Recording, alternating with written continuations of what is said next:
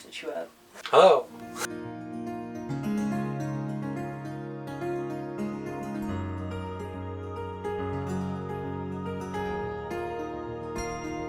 Hello witches, you can call me Isha, my pronouns are she, they. And you can call me Raven, and my pronouns are, your guess is as good as mine. Let's go with she, they, why not? Okay. As you can tell, I have a special guest today, which is my spouse, which I mentioned in my first video, and that's because of all the videos that I have ideas for, something is going on about, it's not Witchtober, it's Thinktober, and it's about how do we apply critical thinking to witchcraft, which is an excellent question. And I feel particularly taken by this because what we used to do in a previous life, and technically what we still do in parallel, is that we have to exercise critical thinking because there is a lot of research on the things that we talk about or want to talk about, and how to discern what's valid and what's not. And that's why Raven has very kindly decided to join me today. Yeah, and which, like, again, I want to emphasize the point that I was making yesterday about this, which is that deciding what's valid and what's not valid isn't necessarily the defining characteristic of critical thinking. You can come to the conclusion that nothing is valid or everything is valid. That's not necessarily the point. It's more of just a process of thought that you run through. True. That's true. That's because my first thought about all of these was, oh well, how do you apply critical thinking to witchcraft to then basically decide, is it more than just stuff in the ether? Can we define it sort of almost scientifically? And that's hard stuff. Like it's the reason why no, it's not science. It's metaphysics. Metaphysics.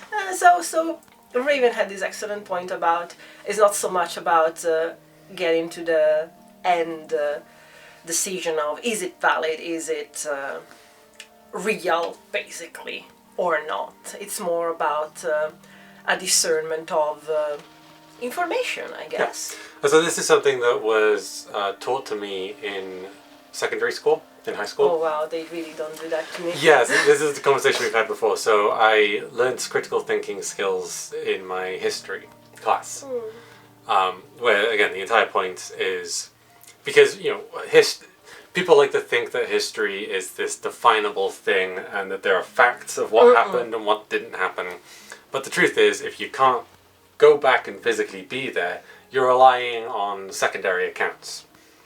You're relying. It's all of history is word of mouth. And history tends to be written by the winners. Exactly. So yeah, okay. So part of doing history is coming to the best conclusion that you can have around something. And sometimes that is to say we don't know what happened here. All we can do is look at the facts and we can assign value. Not say look at the facts, we can look at the records and we can assign values to these records and decide which ones add more weight to the conclusion that we're trying to get to. And again, you can come to a conclusion that all of your sources that you have are biased. And none of them can be trusted whatsoever, and so we'll never know what this thing everyone was writing about really was. That's okay.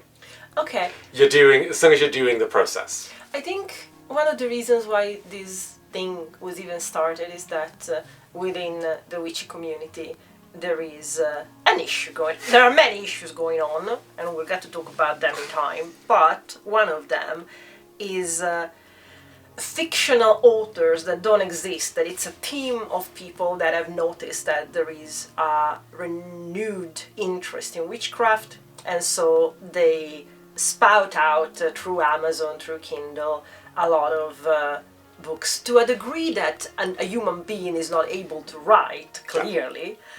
And they are all written by AI. And an issue of AI, I don't know if anybody has ever used ChatGPT here, but an issue that I think I tried twice.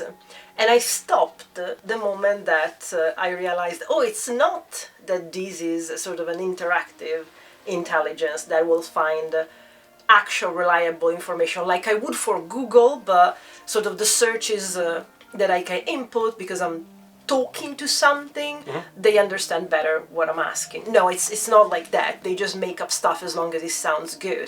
And the problem is they will do it making it sound like fact. Yeah.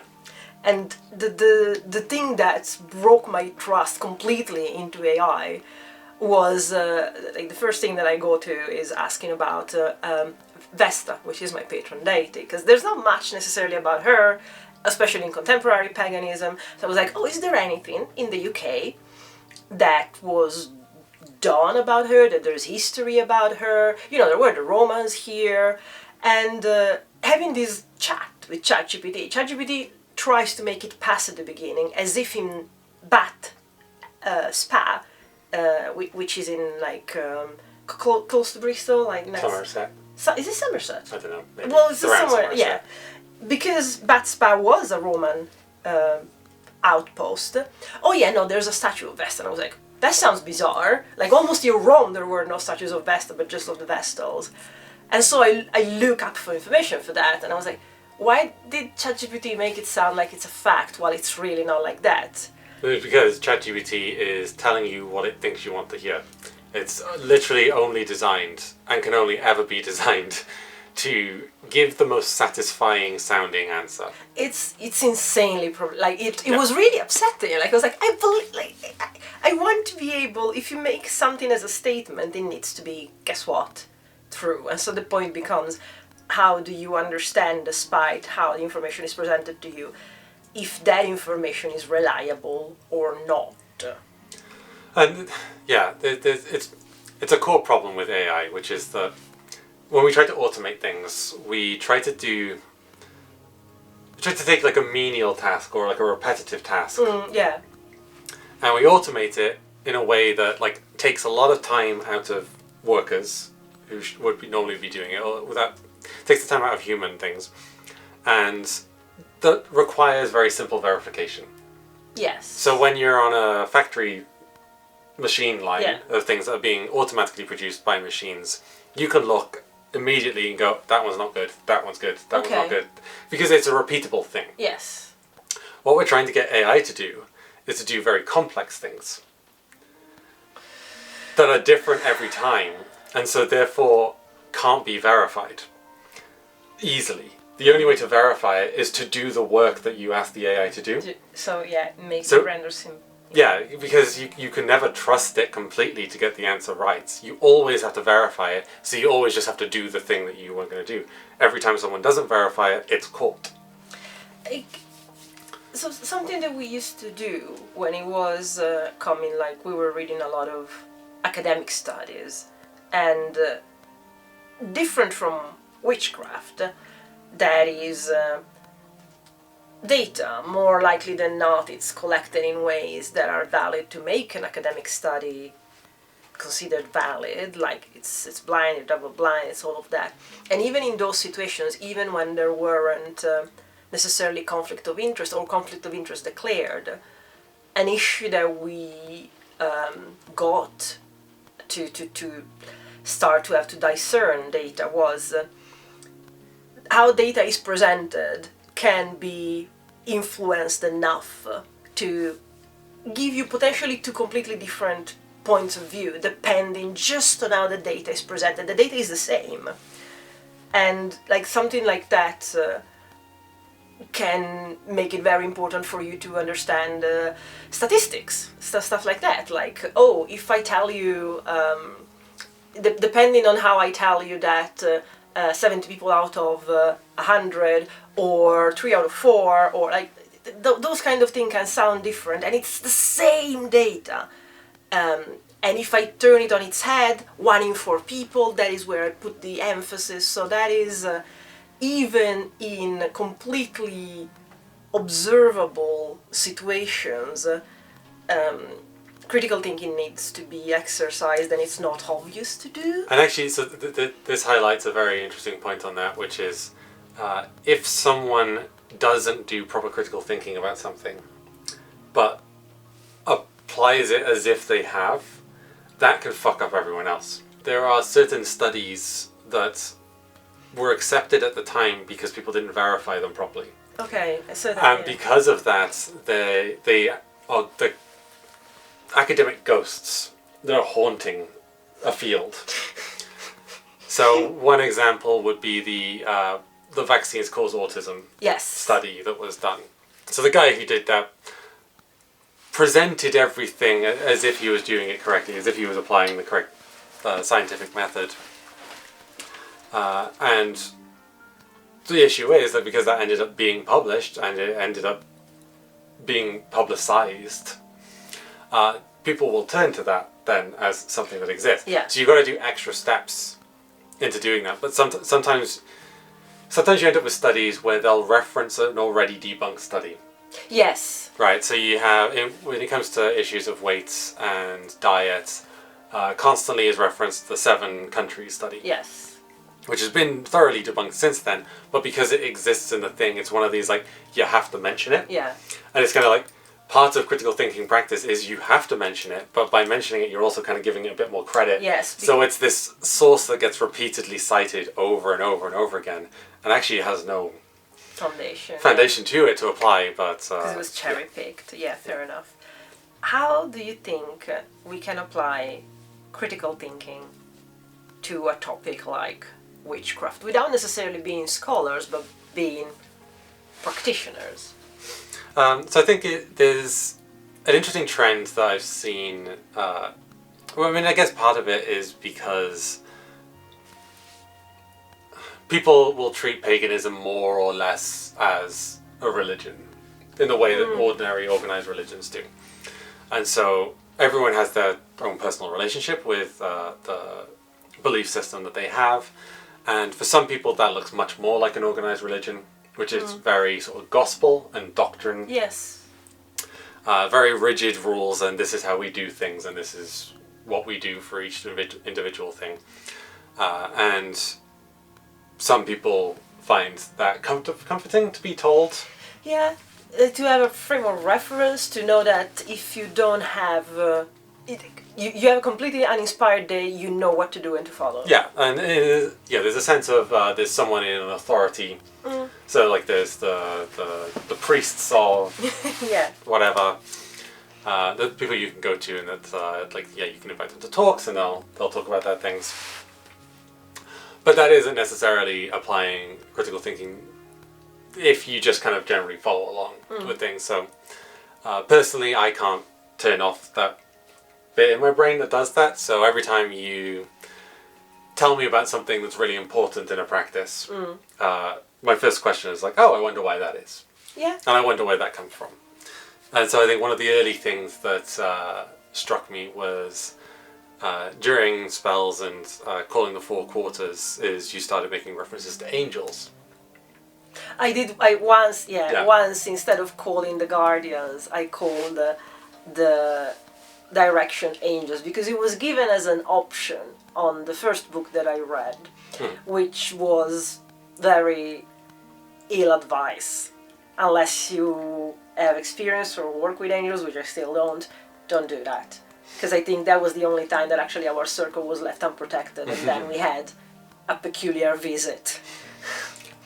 But yeah, so the point when I heard that, of like, oh, angels, that's interesting. That's something that I would typically assign to Christianity. Or, other Abrahamic religions. It's interesting that would then come into sort of what I was considering to be more pagan witchcraft. And so that led me to then start learning about folk magic. Yeah. And how many things may be originally pagan practices, but as Christianity becomes the dominant religion, those practices didn't get completely removed from the culture, but were absorbed into Christianity, and so someone's angel is another person's guardian, essentially. And I think that's something that's really interesting, and so it's really useful then to understand that relationship that organized religion has had with local customs, and local cultures, and folk religions, and the things that were stripped away and the things that were added in, and also the perspective from which things are written. So something I've been doing lately is, we've been watching American Gods. Yes. And So obviously they feature a lot of characters in it that are gods, and each one I decided to go look up. Okay. And I was like, okay, let's read about this god, let's find out what it is. Let's find its connections to others. So like there's the great character Zaria, who ends up being kind of a sort of a typical multifaceted three-faced goddess. Yes. Of like the dawn, the night, and the sunsets, and the morning star. So this pertains to Venus and Aphrodite, and you can see all these links.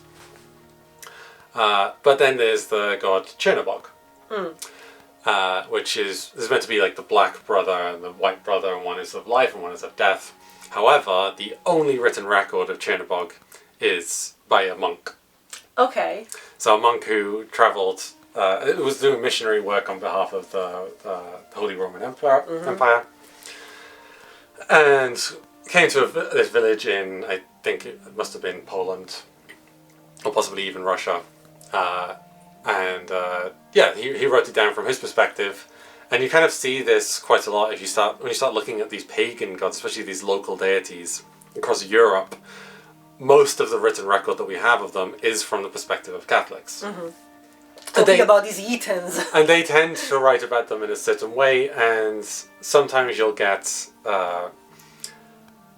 they'll try to Christianize the pantheon that a culture has. So they'll kind of go, oh well, this god obviously is quite similar to God, and this demigod is quite similar to Jesus, and then there's the Holy Spirit, and they'll kind of apply that Christian lens to that pantheon, so we can never really, unless there is written record from that culture, you don't get the full flavour of what the original culture's belief system was supposed to be. And I think these are all good things to keep in mind when you are working with deities. Yes. Fair enough, you work with the Roman pantheon because you're Italian, but it's worth tracing some of those deities back to like Mesopotamia.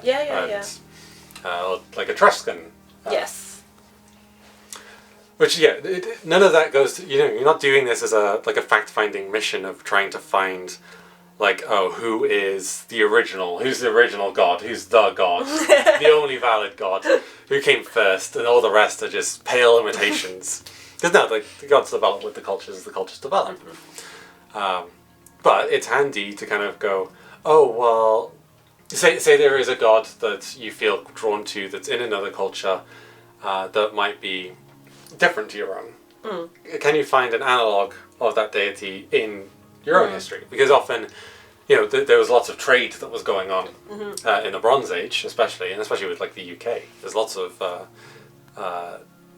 civilizations that made contact with the Druids. Yes.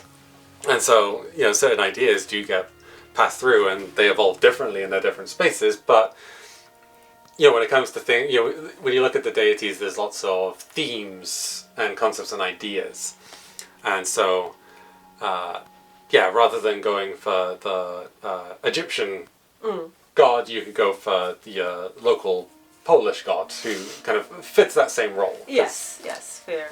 This is something that I don't know how to handle in witchcraft, so maybe you have a better answer than I do. How do you apply critical thinking to something ineffable like energy work? Oh, well, it's, again, I think, so when we went to the Occult conference, I think Mara Starling had the most interesting talk there.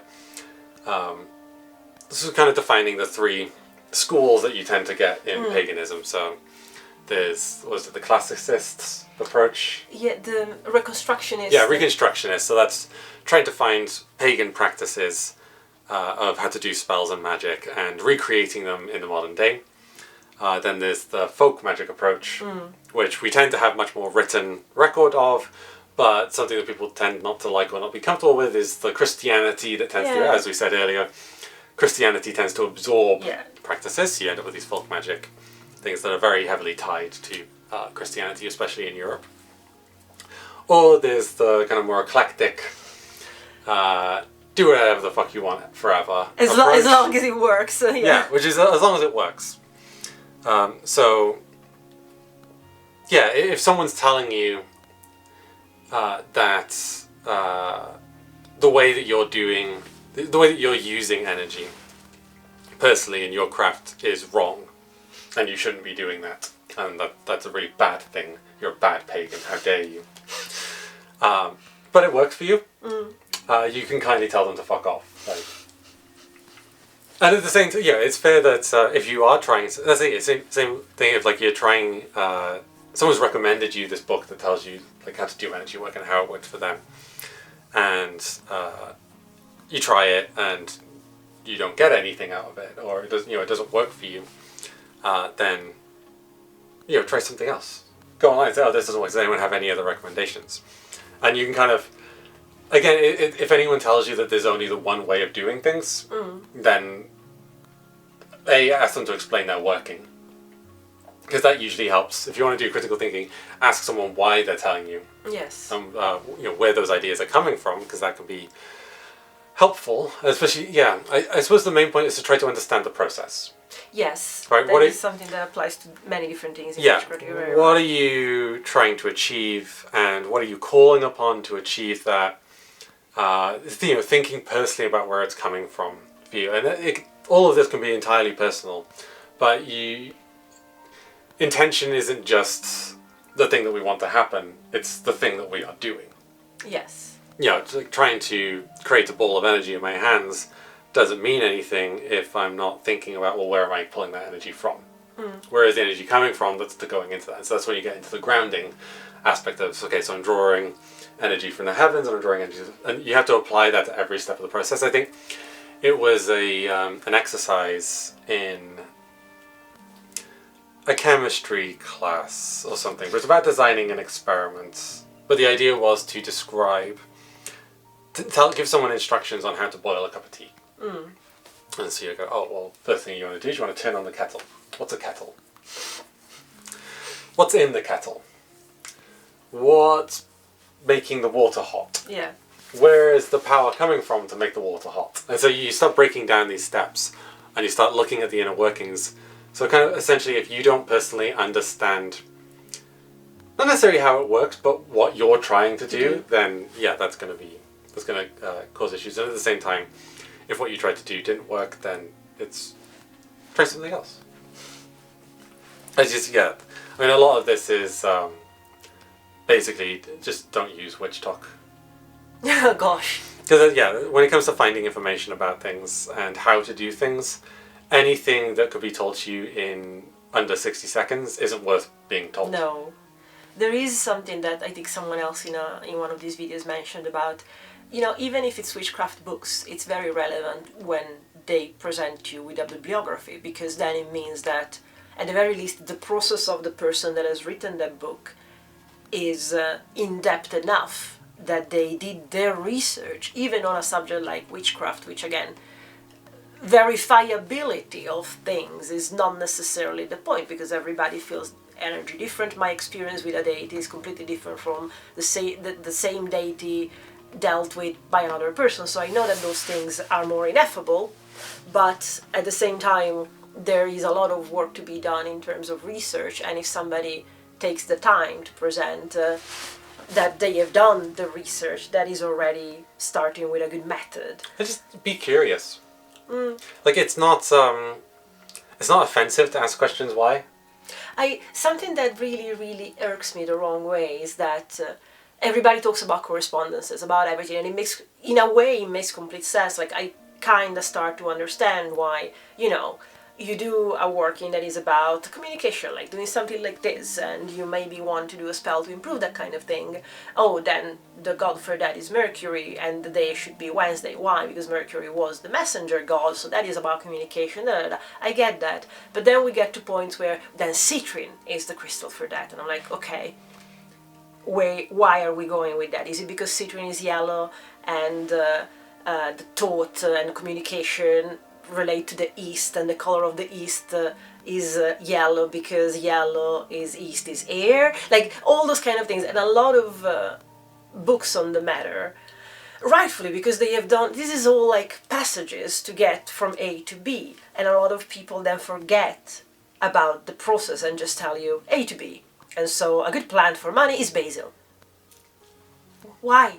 It's not that it's not valid that that's the correspondence, but I wish we would spend more time into where does that tradition come from? Why have we decided that rosemary in front of houses is protective? It clearly is, because even people that are not into witchcraft, rosemary and lavender, which are of the same family, in front of houses clearly are protective, and clearly people knew from a long time, because all Victorian houses had their bush of rosemary.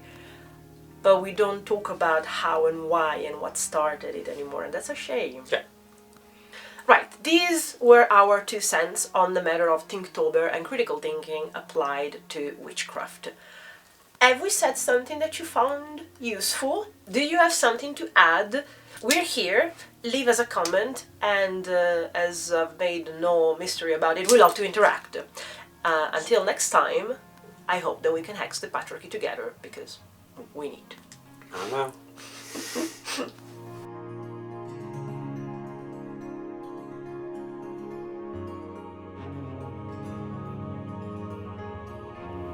Sorry that we didn't talk about David Rankin shitting on Sarita, because Sarita doesn't deserve that. But fair enough, that's just gossip. Yeah.